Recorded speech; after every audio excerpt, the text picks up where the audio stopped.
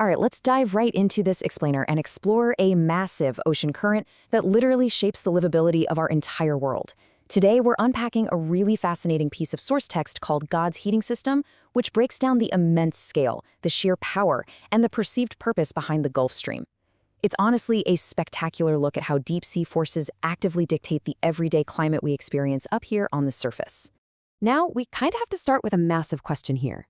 Why aren't the northern coasts of America and Europe just completely frozen wastelands? I mean, if you just look at their latitude on a globe, a lot of these areas probably should be buried under ice.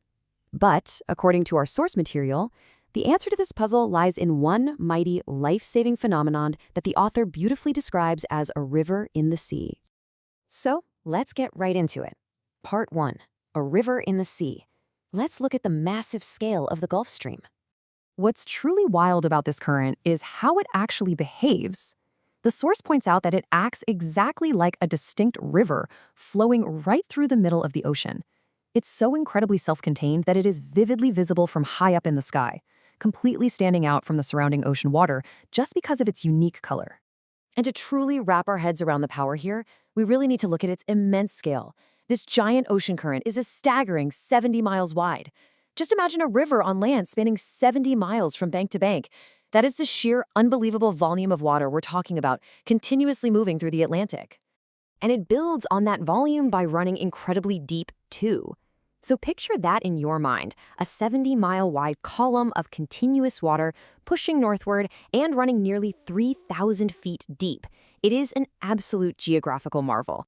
But the crucial point here, the real secret to the whole thing, is the heat it carries. It leaves the Gulf of Mexico at 84 degrees Fahrenheit, and incredibly, by the time this massive 3,000-foot deep river travels all the way up off the coast of the Carolinas, it's still a remarkably warm 80 degrees. This retained heat is the engine that drives everything that follows, as it barrels toward the freezing north. Which brings us to part 2, the Titanic collision. This is where the Gulf Stream meets the Arctic.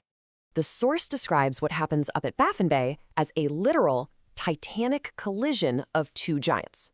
On one side, you have the immense, warm Gulf Stream speeding northward, and on the other, a frigid polar stream rushing southward.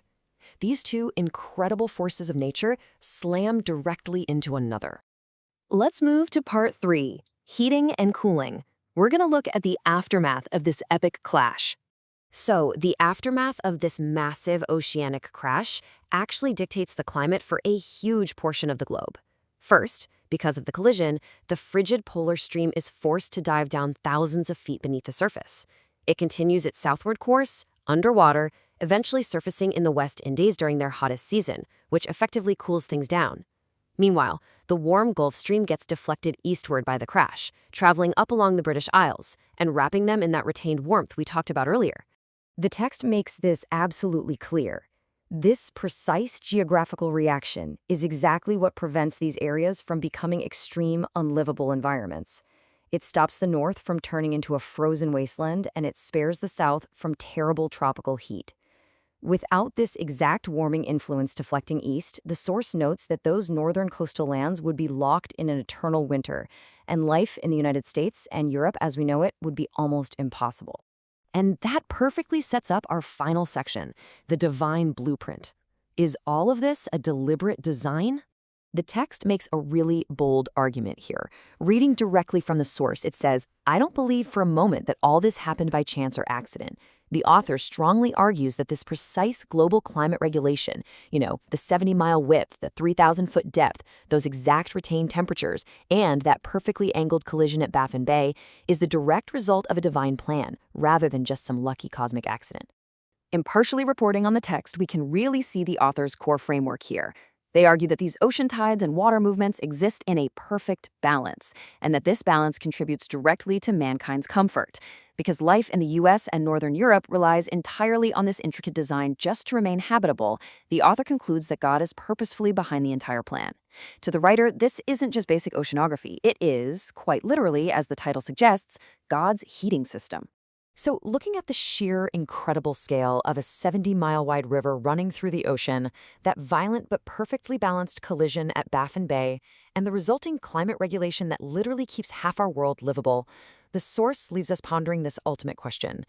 Is this massive geographical engine just a lucky cosmic accident, or is it perfect design? It's definitely a fascinating look at how natural wonders can inspire our deepest questions about the world.